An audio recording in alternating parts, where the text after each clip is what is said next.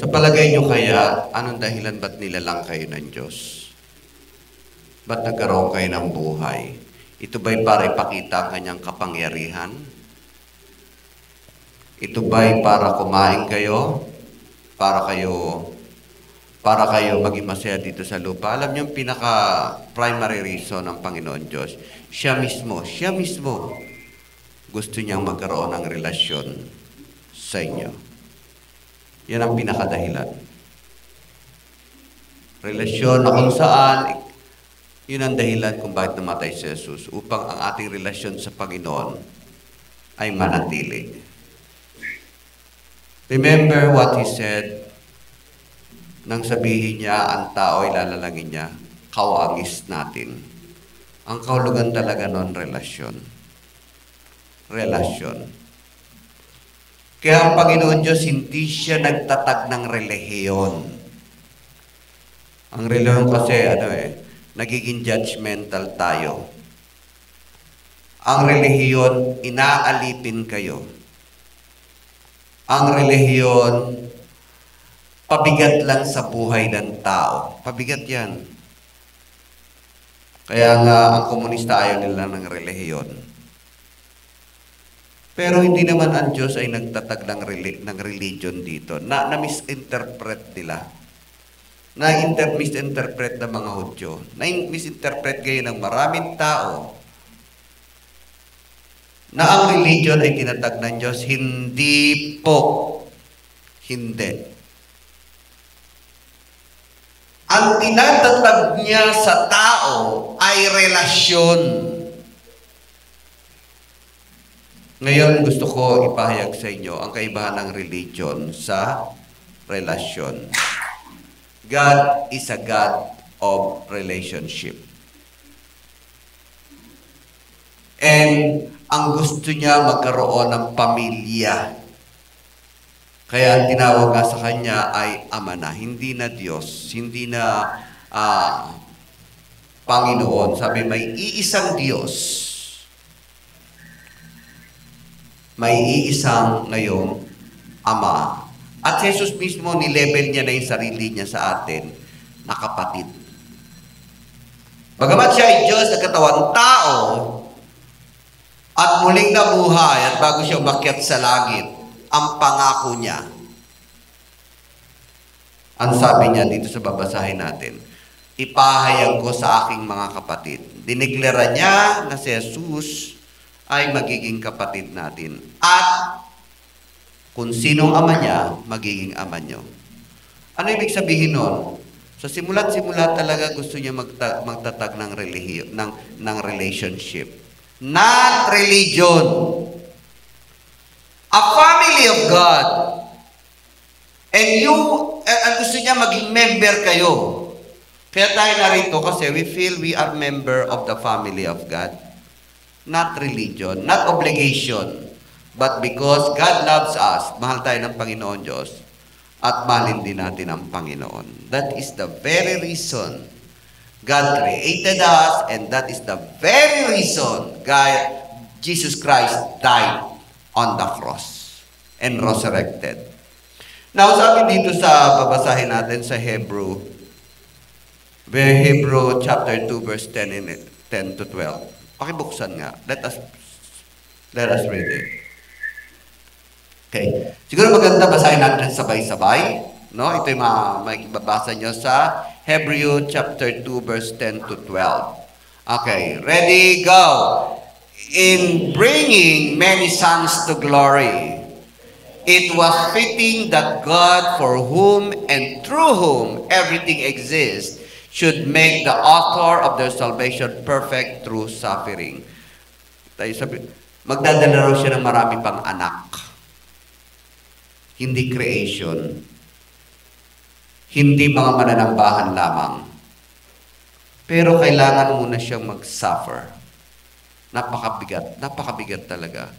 Kasi nga, we are not fitted to be the sons of God before when we committed sin. We are not fitted anymore.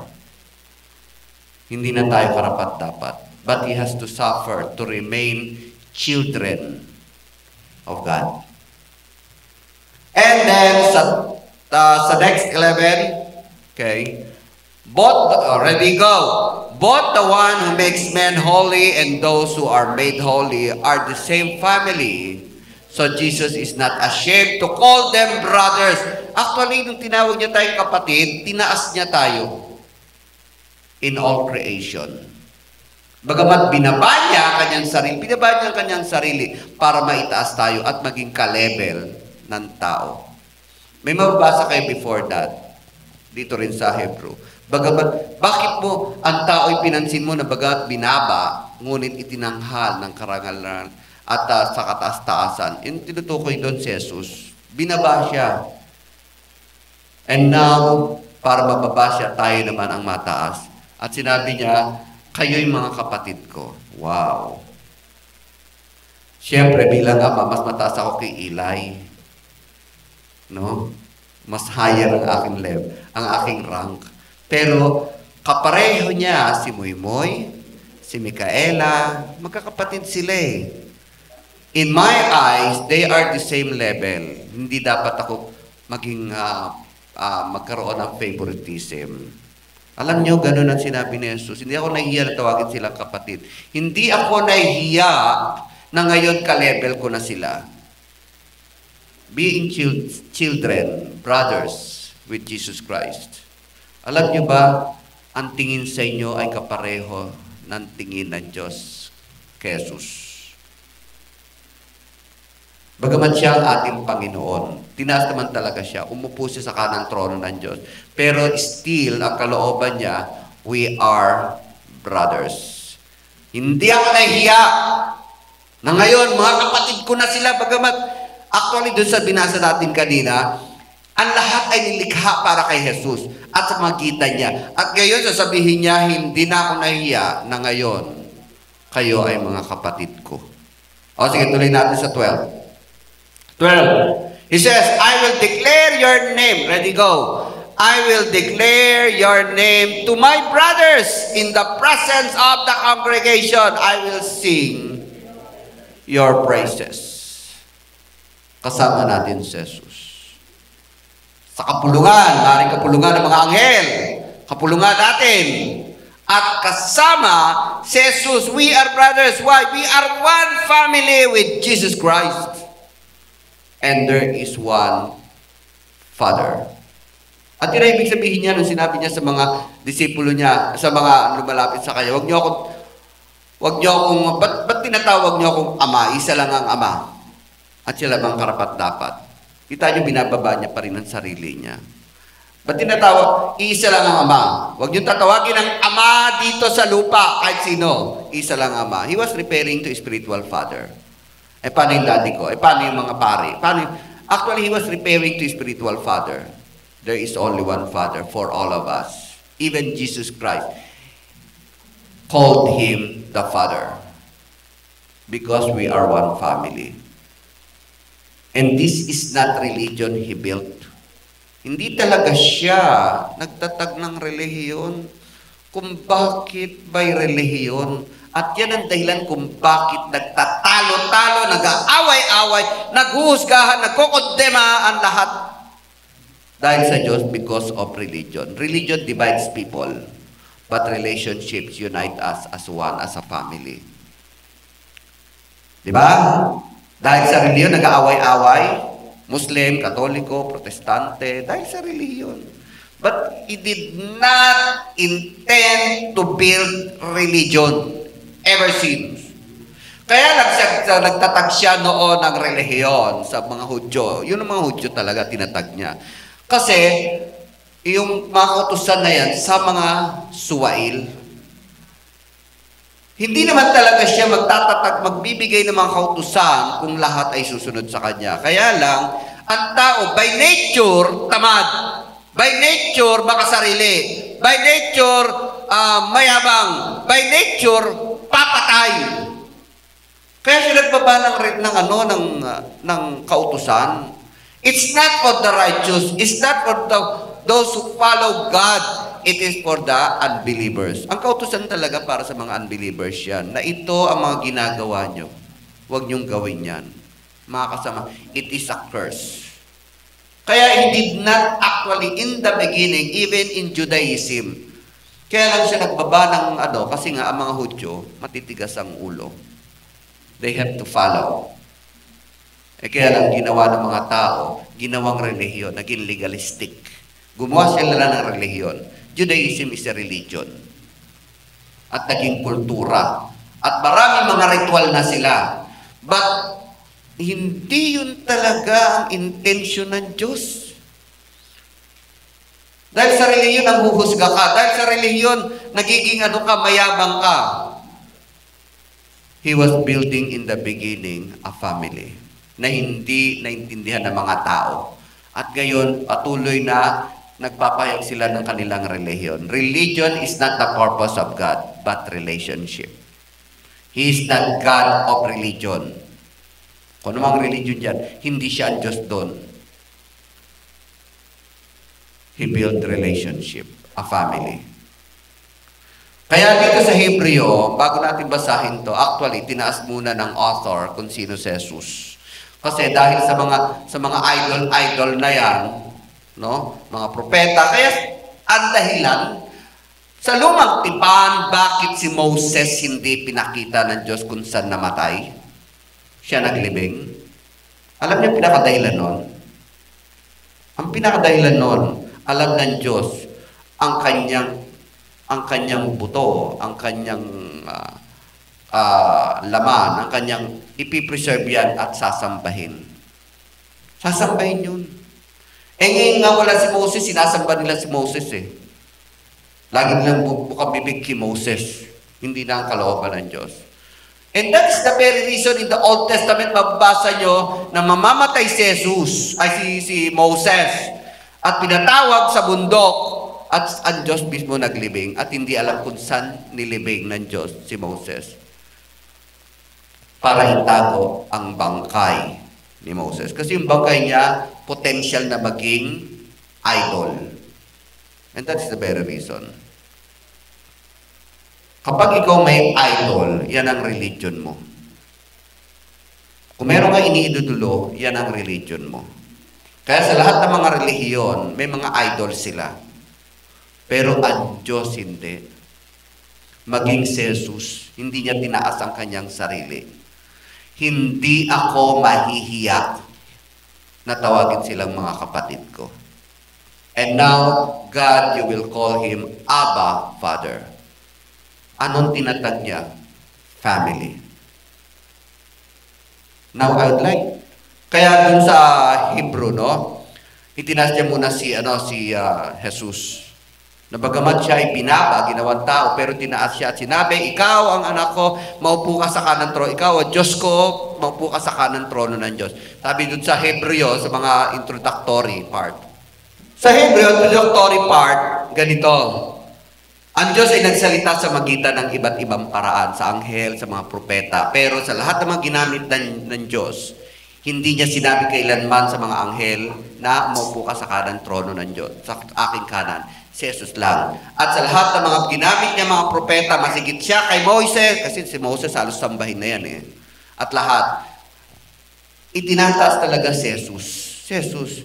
Pero si Jesus mismo, sinabi niya, hindi ako nahihiya na tawagin sila mga kapatid ko.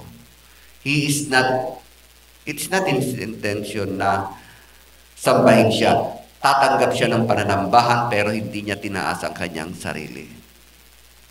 Hindi ako mahihiya na tawagin silang mga kapatid ko sa gitna ng congregation. You see, siya'y binaba, nagpakababa para lamang kayo mataas. And that is our status. We are the same with Jesus Christ. Maging salaman. Alam niyo ba si Jesus, dumuling na buhay, pinakita niya magiging garantiya na magiging katawan lupa natin. Na siya'y bagamat katulad natin, siya'y nilibing pero muling nabuhay.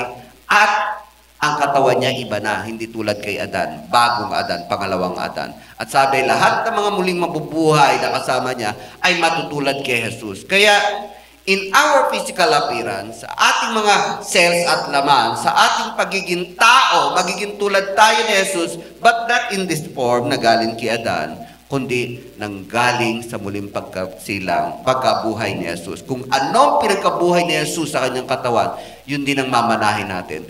The same. Kaya nga sabi niya, hindi ko ikinahihiya sa congregation, mahal congregation ng mga anghel, ng mga banal, na tawagin silang mga kapatid ko.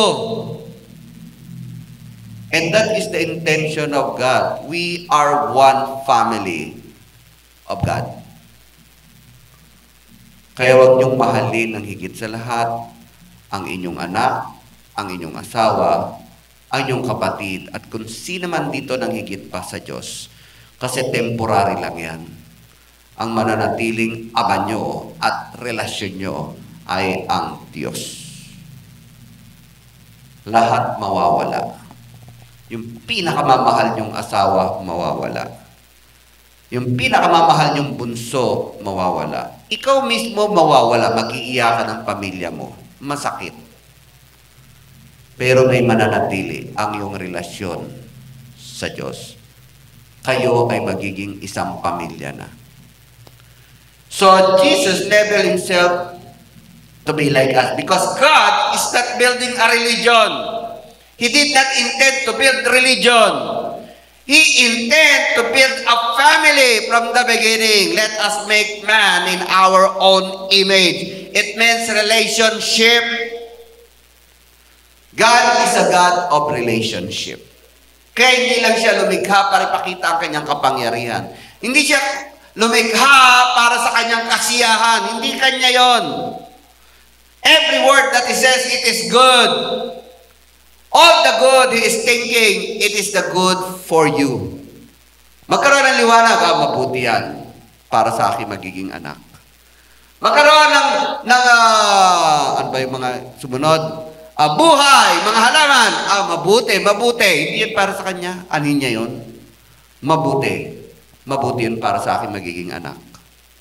Mabuti ang magkaroon ng tubig, lahat ng yan, mga hayop, they are all good. That word good is not for himself. Mabuti to para sa aking gagawing pamilya. At gayon, gumawa tayo ng magkakaroon tayo ng relasyon. Let us make man in our own image. Relationship yun. The word image is not kamukha nyo ang Diyos. The word image, para hindi kayo hindi nangulugan na kayo'y magkakaroon ng kapangyarihan tulad ng Diyos. Magkakaroon din tayo. The word image is, let us build man na magkakaroon tayo ng relasyon sa Kanya at siya sa atin. And that's the meaning of the image there. Kawangis tayo ng Diyos. Hindi niya kayo pababayaan kasi nakikita ng Diyos ang sarili niya sa inyo.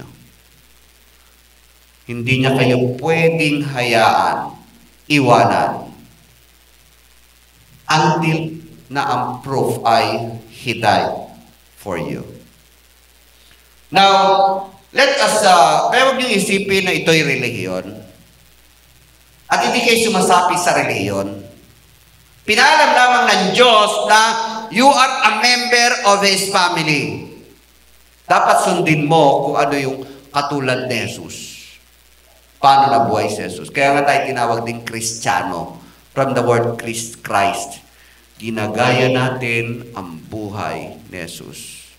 Kasi to be fitted to a family of God, we must follow the example of Jesus Christ. So hindi ritual.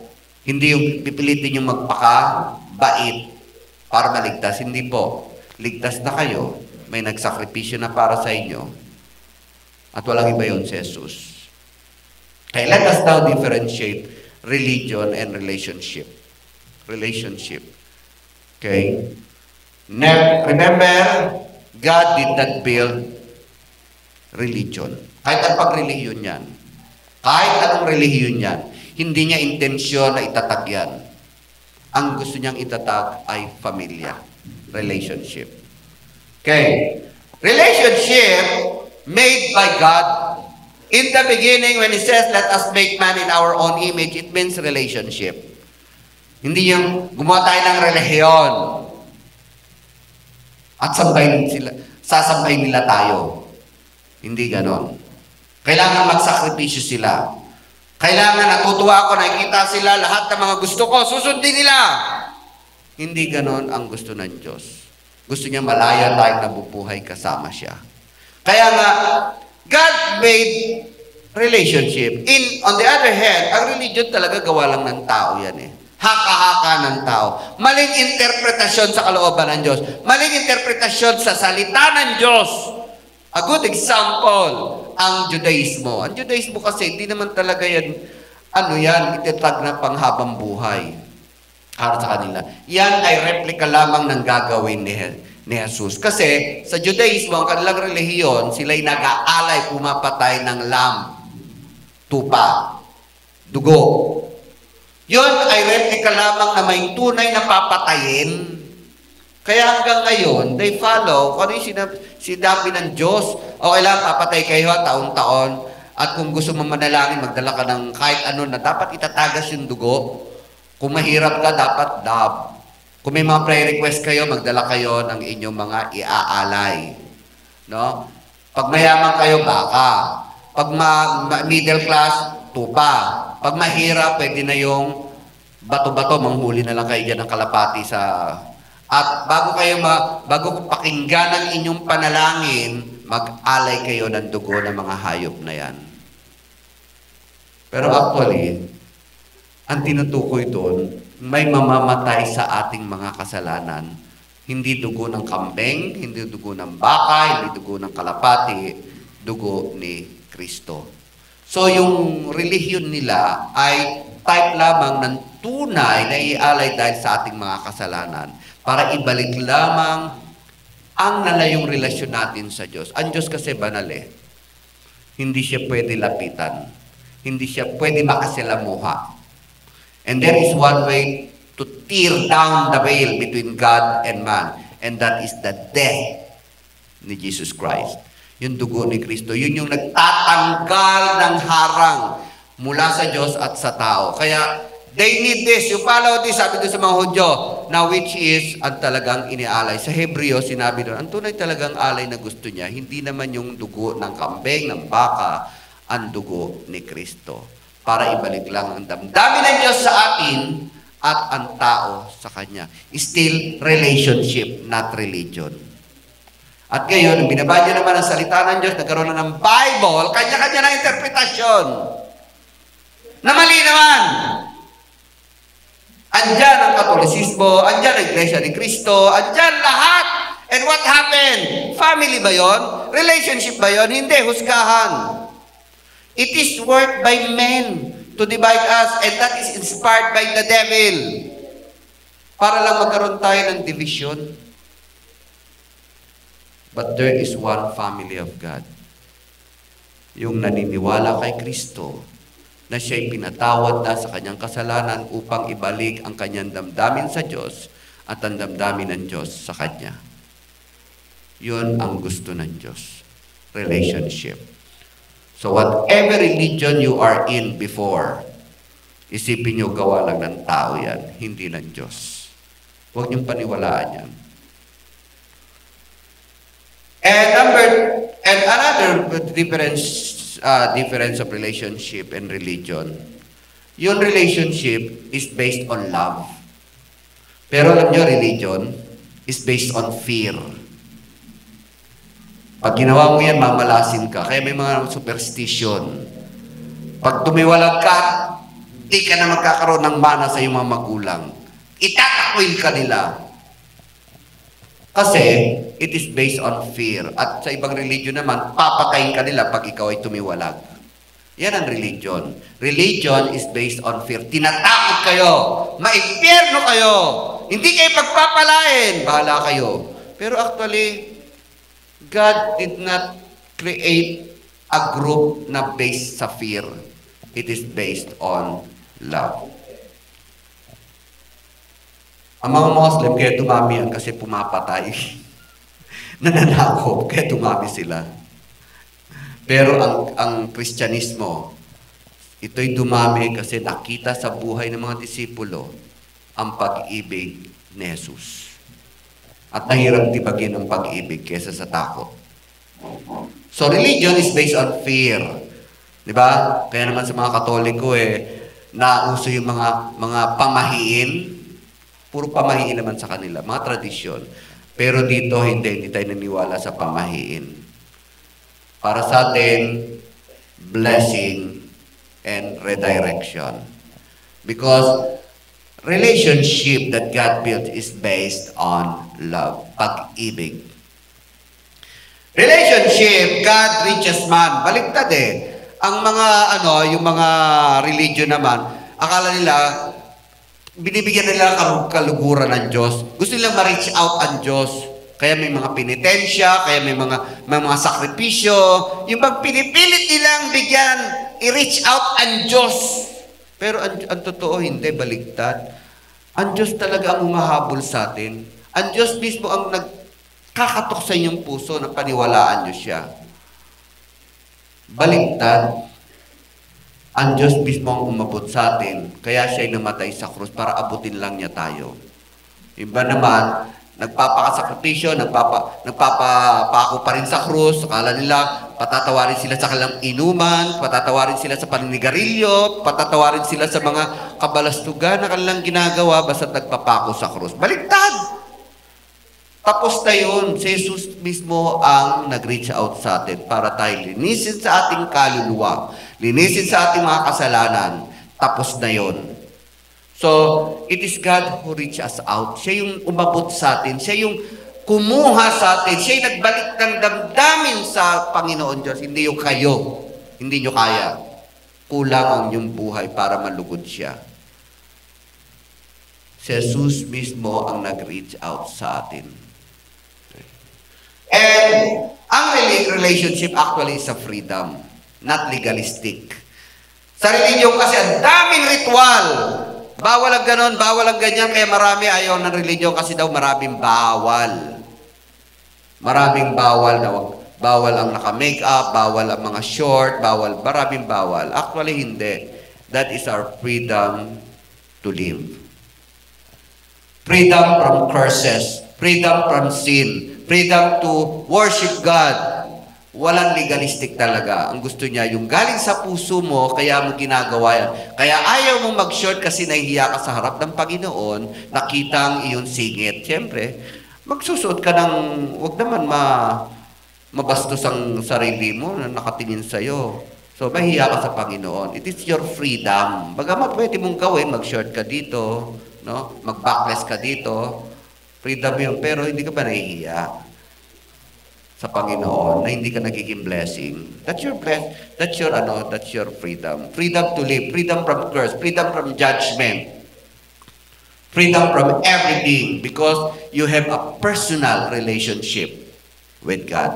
Kasi ang gusto ng Panginoon talaga, yung customized relationship. Bagamat ang kaligtasan niya ay pangkalahatan, pero pag siya naman ay makapag-deal, customized according to your background, according to your level of your faith, according to your heart. Ganyan siya makipag-deal sa bawat isa. Kaya sa church po, walang husgahan, hindi tayo nanguhusga. It's up to you what you feel. Kasi personalized talaga ang ating pananambahan. Personalized yan. Iba yung pag-deal sa akin ng Diyos, iba kay Michael, iba kay Ate Nimpa, lahat yan. Iba kasi God sees our heart. Who are we? Kung sino tayo. Nakikita niya tayo. Pero kilalanin niyo rin ang Diyos kung sino siya sa buhay niyo. So, it is a freedom to live.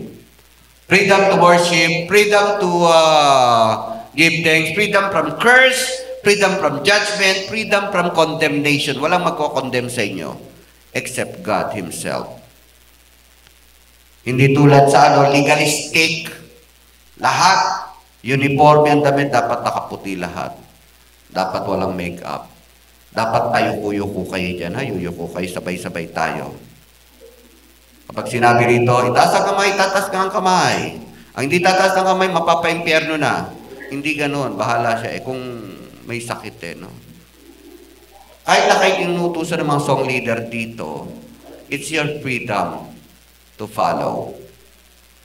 Hindi, walang magkokondema sa inyo. Wala. Hindi tulad sa ibang religion, kinokondemn na kayo. Okay?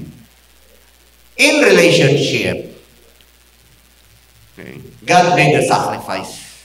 Siya talaga yung nagbigay ng sakripisyo. Pero sa mga religion, they sacrifice. Like in Judaism. And lastly, relationship is self. Now, our purpose, kaya tayo lumalapit sa Diyos, ay maligtas. Kaligtasan din ng ating kaluluwa. Ang kaibahan ng relihiyon, sila ang kanyang kaligtasan ay mabuting gawa. Kaya pakinggan niyo yung ibang relihiyon, lalo na sa mga Catholic, ang kanilang pinipreach, puro kabutihang asal, good manners and right conduct. Torete na ang ating tenga, pinayuhan na tayo, sinermon na tayo ng ating teacher ng good manner and right conduct. Pinayuhan na tayo at pinagagalitan tayo ng ating mga magulang regarding good manner and right conduct. Pagdating sa church, good manner and right conduct pa rin. Pare-pareho lang. Magpakabait ka, magpapabuti kayo, magmahalan kayo, magpatawaran kayo. So, pinalalabas na maliligtas kayo kapag kayo mabuting tao. Hindi. Lahat tayo masama, lahat tayo may monster na maliliit sa ating damdamin. Yun ang nature natin eh. Kahit pa paano meron tayong kaswapangan. Kahit pa paano meron pa rin tayong kayabangan. At kikita ng Diyos yan. Kahit pa paano meron tayong pangit na ugali na gusto natin gumanti, tirisin ang kalaban natin. I-curse ang mga kinabuibwisita natin. May mga ganun pa rin tayo. Hindi maalis. Ako rin minsan meron no? Minsan ikikwento ko nga, nire-release ko yung sama ng loob ko Meron tayo noon. Akala nyo, wala na yon, nandun pa rin. But, kahit na ganun tayo, we are already saved. Kasi, yung salvation natin is by grace. Tayo niligtas hindi dahil sa ating kabutihan. Tayo niligtas hindi dahil kayo ay mabait.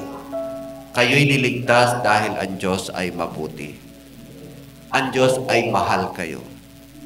Kaya huwag niyong panghawakan ang inyong kabutihan. At huwag kayong mag-guilty kung may mga small monster kayo sa puso nyo. Pero dapat yung tirisin din yun, alisin din yun. Kasi pag ito'y lumala, nasisira naman ang inyong relasyon sa inyong kapwa. Remember, relationship is more precious kaysa kung meron kayo. Because God is building relationship.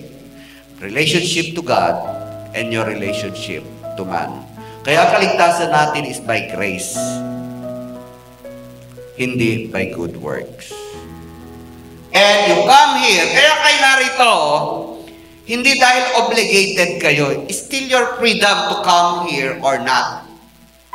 Pero yun ay nababasa ng Panginoon kung talagang mahal nyo siya o hindi. Bahala ang Diyos sa inyo kung kayo ay ayaw nyo o gusto. Pero the more na kayo lumalapit sa Panginoon, lumalalim ang inyong relasyon, the more na makikita nyo, makikilala nyo siya kung paano kayo pagpapalain.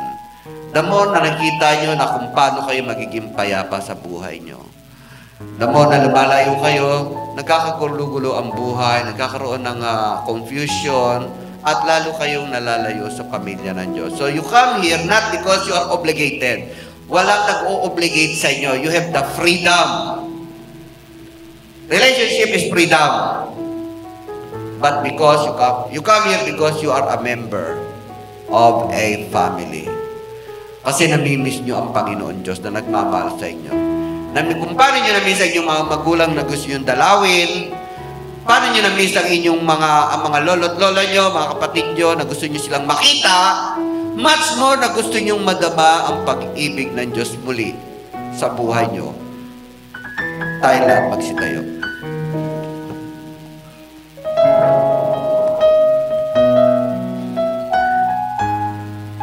Praise God. So, there is one family na at the end, yan ang kanyang ipahayag, yan ang kanyang itatatag. And our family is the family of God. At si Jesus, alam nyo ba na sabik siyang makasama kayo? Yun ang dahilan kung bakit nagkaroon ng communion. gawin niyo ito para maalala niyo ako. Dahil ako lagi ko kayo naiisip. Hindi muna ako iinom ng katas ng ubas na to. Ito'y iinom uli ako pag nakasama ko na kayo sa aking kaharian. God wants, si Jesus ay gusto niya kayong makasama. Ang Diyos ay gusto niya kayong makasama. At dito pa lang, gawin na nating maigting ang ating damdamin na siya rin ay gusto nating makasama. Praise God. Panginoon, salamat. You are our true family. A family that would last. A family that is everlasting. A family, Lord God, na nagbibigay ng kasiyahan, kapayapaan at katatagan sa aming damdamin, sa aming buhay.